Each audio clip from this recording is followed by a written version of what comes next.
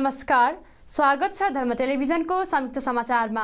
म बिबी शेर्पा। सुरु गरौँ आजका प्रमुख समाचारबाट।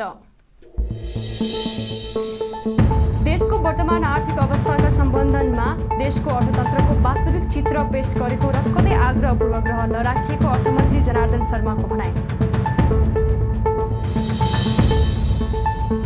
लुम्बिनी प्रदेश सरकारमा विपक्षी गठबन्धनले गरी नयाँ सरकार गठनका लागि दाबी पेश।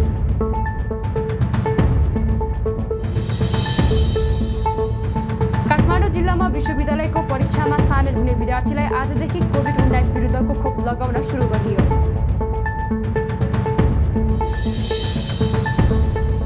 डिजिटल नेपाल संरचनामा समयानुकूल सुधार गर्नुपर्ने सञ्चार तथा सूचना प्रविधि मन्त्रालयका सचिव डाक्टर वैकुण्ठ आर्यको भनाइ। नेपाल नागरिक उड्डयन प्राधिकरणलाई टुक्र्याउने गरी विधेयक आएको भन्दै विधेयक फिर्ता गर्न माग गर्दै प्राधिकरणका कर्मचारीहरूद्वारा आन्दोलन जारी। अब समाचार विस्तारमा। अर्थमन्त्री जनार्दन शर्माले देशको वर्तमान आर्थिक अवस्थाका सम्बन्धमा देशको अर्थतन्त्रको वास्तविक चित्र पेश गरेको र कतै आग्रह पूर्वाग्रह नराखिएको बताउनु भएको छ। राष्ट्रिय सभाको बिहिबारको बैठकमा देशको वर्तमान आर्थिक अवस्थाका सम्बन्धमा वक्तव्य गर्दै उहाँले आफूले पेश गरेको तथ्याङ्क गलत भए त्यसको जिम्मा लिन आफू तयार रहेको समेत बताउनुभयो। मन्त्री शर्माले सरकारले संसदमा पेश गरेको बजेट सम्बन्धी अध्यादेशहरू संशोधन र प्रतिस्थापनको निर्णय संसदमा आएर मात्र हुने धारणा राख्नुभयो। देशको वर्तमान आर्थिक अवस्थाका सम्बन्धमा ल्याएको श्वेतपत्र पूर्वग्रही ढङ्गले आएको भन्दै एमाले सांसदहरूले राष्ट्रिय सभा अर्थमन्त्री शर्मासँग प्रश्न गरेका थिए। अर्थमन्त्री शर्माले कोभिड-19 विरुद्धको खोप लगाउन बाँकी सबै नेपाली नागरिकलाई छिट्टै खोप प्रदान गर्ने बताउनुभयो। अर्थमन्त्री शर्माका अनुसार पहिलो मात्र खोप लगाइसकेका करिब 13 लाख नागरिक लामो समयदेखि दोस्रो खोपको पर्खाइमा रहेका छन्। उहाँले विद्युत उत्पादन, व्यापार तथा आन्तरिक खपत बढाएर उत्पादनशील क्षेत्रलाई प्रवर्धन गर्दै आयात निर्यातको बीचमा खाडल कम गर्नेतर्फ सरकारले जोड दिने बताउनुभयो। अर्थमन्त्री शर्माले देशको सञ्चित कोष 1 खर्ब 43 अर्बले घाटामा रहेको जानकारी दिनुभयो। आर्थिक वर्ष 2077-78 मा कुल राजस्व 9 खर्ब 38 अर्ब सङ्कलन भएकोमा सङ्घीय राजस्व 8 खर्ब 29 अर्ब सङ्कलन भएको अर्थमन्त्रीले बताउनुभयो। कुरा उल्लेख गरिँदैन, यसमा आर्थिक विकास र प्रगतिको के अवस्था छ, पुँजी निर्माण कसरी भइराखेको छ, ऋणको अवस्था के छ, सञ्चितको अवस्था के छ, कुन कुन क्षेत्रमा के छ भन्ने कुरा प्रस्तुत गर्नुपर्ने विषय भएको हुनाले मैले सोही विषयहरू डेटामा जे छ त्यही प्रस्तुत गरेको छु। यो विषय उठ्ला, मान्य सदस्यज्यूहरूलाई कतै लाग्ला, पूर्वाग्रही भयो कि भन्ने लाग्ला भनेर यो कुरा प्रश्न उठ्नु पूर्व नै म सचेत थिएँ र कतै पूर्वाग्रही नबनियोस् भनेर 73-74 देखि यहाँसम्मका सबै प्रगतिहरू, यो प्रगतिको रिपोर्ट हो, यसरी बुझौँ न। मान्य सदस्यज्यूहरूलाई म आग्रह गर्न चाहन्छु, यो प्रगतिको रिपोर्ट के प्रगति भयो त, हाम्रो अवस्था के छ, अहिलेको आर्थिक अवस्था भनेर जे छ त्यही ऐना प्रस्तुत गरेको हेर्दाखेरि त आफ्नै अनुहार देखिने हो। यो देशको अनुहार हो, देशको अर्थतन्त्रको अनुहार हो, ऐना प्रस्तुत गरिएको। त्यहाँ हेर्दा कतै बाङ्गोटिङ्गो देखिन्छ भने आफ्नै समस्या हुनसक्छ। यो त देशको अनुहार जे छ त्यही, यसमा घटाउन मिल्दैन, थप्न मिल्दैन, जे डेटा छ त्यही प्रस्तुत गर्ने हो। भएको मूल्य वृद्धिका कारण नेपालको समग्र मुद्रास्फीति बढ्ने जोखिम देखिन्छ। उपभोक्ता बचत तथा पुँजी निर्माण विगत केही वर्षदेखि नेपालीहरूको औसत उपभोग दर उच्च रहँदै आएको कारण पुँजी निर्माणले अपेक्षित गति लिन सकेको छैन। आर्थिक वर्ष 73-74 को कुल गारस्थे उत्पादनमा उपभोगको अनुपात 87% रहेकोमा आर्थिक वर्ष 77-78 मा उक्त अनुपात 93.4% रहने अनुमान छ। त्यसै गरी आर्थिक वर्ष 73-74 को कुल गारस्थे उत्पादनमा गारस्थे बचतको अनुपात 13% रहेकोमा आर्थिक वर्ष 77-78 मा उक्त अनुपात 6.6% रहने अनुमान छ। साथै आर्थिक वर्ष 73-74 को कुल गारस्थे उत्पादनमा राष्ट्रिय बचतको अनुपात 41.7% रहेकोमा आर्थिक वर्ष 77-78 मा उक्त अनुपात 31.4% रहने अनुमान छ। यसले अर्थतन्त्रमा बचतको अंश अपेक्षाकृत रूपले वृद्धि हुन नसकी पुँजी निर्माण सुस्त भएको देखाउँछ। बैठकले अभिलेख संरक्षण पहिलो संशोधन विधेयक 2077 माथि विचार गरियोस् भन्ने प्रस्ताव स्वीकृत गरेको छ। त्यस्तै सुरक्षा मुद्रण सम्बन्धी विधेयक 2077 माथि विचार गरियोस् भन्ने प्रस्ताव पनि स्वीकृत भएको छ। त्यस्तै लोकसेवा आयोग विधेयक 2075 लाई दफावार छलफलका लागि विधायन व्यवस्थापन समितिमा पठाइयोस् भन्ने प्रस्ताव प्रस्तुत गरिएको थियो भने ऊर्जा, जलस्रोत तथा सिँचाइ मन्त्री पम्फा भुसालले प्रस्तुत गर्नुभएको विद्युत विधेयक 2077 लाई दफावार छलफलका लागि विधायन व्यवस्थापन समितिमा पठाइयोस् भन्ने प्रस्ताव पनि स्वीकृत भएको छ। राष्ट्रिय सभाको अर्को बैठक भाद्र 1 गते बोलाइएको छ। लुम्बिनी प्रदेश सरकारमा विपक्षी गठबन्धनले नयाँ सरकार गठनका लागि दाबी पेश गरेको छ। माओवादी केन्द्रका नेता कुलप्रसाद केसी सोनामलाई 42 जना सांसदको समर्थन रहेको भन्दै गठबन्धनका संयोजक एवं काङ्ग्रेस संसदीय दलका नेता वीरेन्द्रले प्रदेश प्रमुख शेरचनलाई हस्तक्षेप बुझाउनु भएको हो। संविधानको धारा 168 को उपधारा 2 बमोजिम 2 वा 2 भन्दा बढी दलको बहुमत पुर्याएर नयाँ सरकार गठनका लागि दाबी पेश गर्न प्रदेश प्रमुख अमित शेरचनले बुधबार 24 घण्टाको समय दिएर आह्वान गर्नुभएको थियो। सत्ताबाट बाहिरिएको नेकपा एमाले भने सरकारका लागि दाबी नगर्ने जनाएको छ। एमाले सांसद तथा पूर्व मन्त्री वैद्यनाथ चौधरीले आफूहरू प्रतिपक्षमा रहने बताउनुभयो। गठबन्धनबीच मुख्यमन्त्रीमा 8 महिना आलो पालो गर्ने सहमति भए पनि अन्य मन्त्रालय बाँडफाँडको काम बाँकी नै रहेको छ। पहिलो 8 महिना केसी र 2078 फागुन 2 गतेपछि नेपाली काङ्ग्रेस संसदीय दलका नेता वीरेन्द्र मुख्यमन्त्री बन्ने सहमति भएको छ। 87 सदस्य रहेको लुम्बिनी प्रदेशमा कारबाही र राजीनामा प्रकरणपछि 80 सदस्य मात्र कायम रहेका छन्। गठबन्धनमा काङ्ग्रेसका 19, माओवादीका सभामुख सहित 19, जनता समाजवादीका 3 र जनमोर्चा 1 गरी 42 सांसद रहेका छन् भने अल्पमतमा परेको एमालेमा 37 जना रहेका छन्। काठमाडौँ जिल्लामा विश्वविद्यालयको परीक्षामा सामेल हुने विद्यार्थीलाई बिहीबारदेखिको कोभिड-19 विरुद्धको खोप लगाउन सुरु गरिएको छ। स्वास्थ्य तथा जनसङ्ख्या मन्त्रालयको सचिव स्तरीय निर्माण अनुसार काठमाडौँमा साउन 30 गतेसम्म प्रवेश पत्रमा आधारमा विद्यार्थीहरूलाई खोप दिन सुरु गरिएको हो। विद्यार्थी र कोभिसिल्ड लगाएकाहरूलाई खोप लगाउन प्रहरी अस्पताल पानीपोखरी, वीरेन्द्र सैनिक अस्पताल छाउनी, सशस्त्र प्रहरी अस्पताल बलम्बु र राधास्वामी केन्द्र वसुन्धरामा खोप केन्द्र तोकिएको छ। स्वास्थ्य मन्त्रालयले त्रिवी लगायत विश्वविद्यालय स्तरका विभिन्न तहमा परीक्षामा सामेल हुने विद्यार्थीलाई खोप उपलब्ध गराउन सातै प्रदेशका जनस्वास्थ्य कार्यालयहरूलाई निर्देशन दिएको छ। विश्वविद्यालयका परीक्षामा करिब 60,000 विद्यार्थी सहभागी हुने अनुमान रहेको छ। सञ्चार तथा सूचना प्रविधि मन्त्रालयका सचिव डाक्टर वैकुण्ठ आर्यले डिजिटल नेपाल संरचनामा समयानुकूल सुधार गर्नुपर्ने बताउनु भएको छ।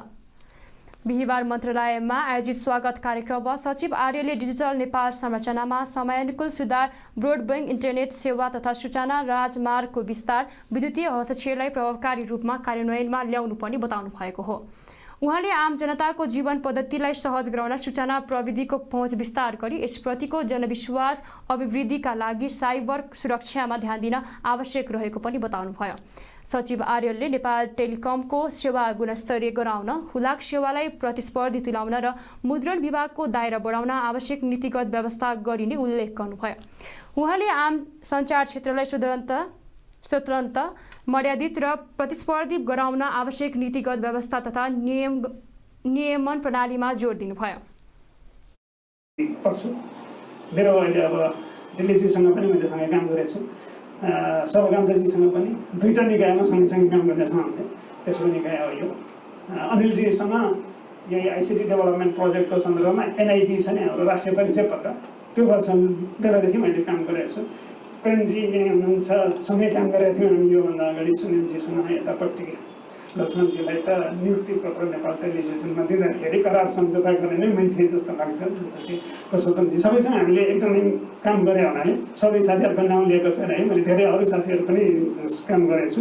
त्यसैले गर्दाखेरि मेरो उसमा चाहिँ नि जहिले पनि यहाँहरूलाई अफिसको लागि, त्यसको लागि र सञ्चार र सूचना प्रविधिको विस्तार, विकास र यसलाई चाहिँ अझ बढी चाहिँ गुणस्तरीय बनाउनको लागि कुनै पनि आइडिया, कुनै पनि सचिवसँग चाहिँ यो विषयमा छलफल गर्न पाए हुन्थ्यो भन्दाखेरि मेरो अफिस जहिले पनि खुला रहन्छ। त्यो छलफलको लागि चाहिँ यहाँहरूले बेहिचक त्यो राख्नुभएको हुन्छ। हालैको मन्त्री परिषदको निर्णयबाट सञ्चार तथा सूचना प्रविधि मन्त्रालयमा सरुवा भई आउनुभएका सचिव आर्यले बिहिबार आफ्नो पदभार सम्हाल्नु भएको हो। नेपाल नागरिक उड्डयन प्राधिकरणलाई टुक्र्याउने गरी विधेयक आएको भन्दै विधेयक फिर्ता माग गर्दै प्राधिकरणका कर्मचारीले आन्दोलनलाई जारी राखेका छन्। प्राधिकरणलाई टुक्र्याएर 2वटा संस्था बनाउने गरी विधेयक तयार भएको भन्दै उनीहरूले महानिर्देशक लगायतका कार्यकक्षहरूमा तालाबन्दी गरी आन्दोलन गरेका हुन्। नेपाल नागरिक उड्डयन प्राधिकरण विधेयक 2076 र हवाई सेवा प्राधिकरण विधेयक 2076 राष्ट्रिय सभा पारित भई प्रविधि सभामा जाने क्रममा रहेको र यसले हवाई सेवालाई महँगो बनाउनुका साथै स्वार्थ समूहको चलखेलले उड्डयन सुरक्षा नै असर पर्ने उनीहरूको भनाइ छ। प्राधिकरण टुङ्ग्याउनका लागि विभिन्न हवाई माफियाहरू र स्वार्थ समूह अनुकूल योजनाबद्ध रूपमा कदम चालिएकाले यस विधेयकलाई कुनै पनि हालतमा पास गर्न नदिनका लागि आन्दोलन गर्नुपरेको प्राधिकरण कर्मचारी संगठनका कार्यवाहक अध्यक्ष मीन प्रसाद खनालले बताउनुभयो। जो दिशाको कार्यकक्ष बन्द गरिएको छ। हामीले 3 दिनसम्म 10 बजेबाट 11 बजे 12 बजे 1 बजेसम्म हामीले पेन डाउन र दिशाको कार्यकक्ष घेराउ गऱ्यौँ। यो किन गरियो त, यति किन गर्न पर्यो राष्ट्रिय सेवा कर्मचारीहरूले भन्ने विषयमा म थोरै मेरो छोटो कुराहरू राख्न चाहन्छु। आम पब्लिकहरूलाई यो विषय हामीले जानकारी गराउनु पर्ने देखिन्छ। किनभने प्राधिकरण एउटा निकै संवेदनशील संस्था हो। यस संवेदनशील संस्थामा, यो हाई टेक्निक संस्थामा विभिन्न किसिमका हवाई माफियाहरूले टिआइए जस्तो संस्थालाई निजीकरण गर्ने र आफू धनवान माफियाहरू बनेर यस संस्थालाई चाहिँ सधैँ कमजोर गराउने विगत लामो समयदेखि जसरी हाम्रा सार्वजनिक संस्थालाई धावा बोलिएको छ, त्यसको एउटा नमुनाको रूपमा यो विधेयक आएको छ। सार्वजनिक संस्था यो अर्थमा व्यवस्थापन मिलाइन्थ्यो अथवा चाहिँ बेचबिखन गरिन्थ्यो अथवा त्यसका चाहिँ सेयर बिक्री गरिन्थ्यो त्यो अर्थमा कि जबसम्म घाटामा हुन्छ। तर राष्ट्रको अत्यन्तै संवेदनशील संस्था जुन अत्यन्तै विदेशी नियम कानुन र एनेक्स अन्तर्गत भनौँ न, आइकाको एनेक्स अन्तर्गत चलेको हुन्छ, यो संस्थालाई टुक्रिएर देशी तथा विदेशी व्यापारीहरूलाई यो बेच्नको लागि प्रपञ्च गरिएको छ।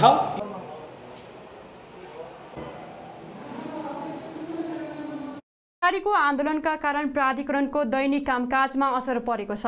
युरोपियन युनियनले नेपाल लगायतका युनियन मुलुकका व्यापार गर्ने उद्देश्य राखेको र व्यापारीहरूको साँठगाँठमा संस्था निजीकरण गर्ने पाटोमा लागेको कर्मचारीहरूको आरोप छ।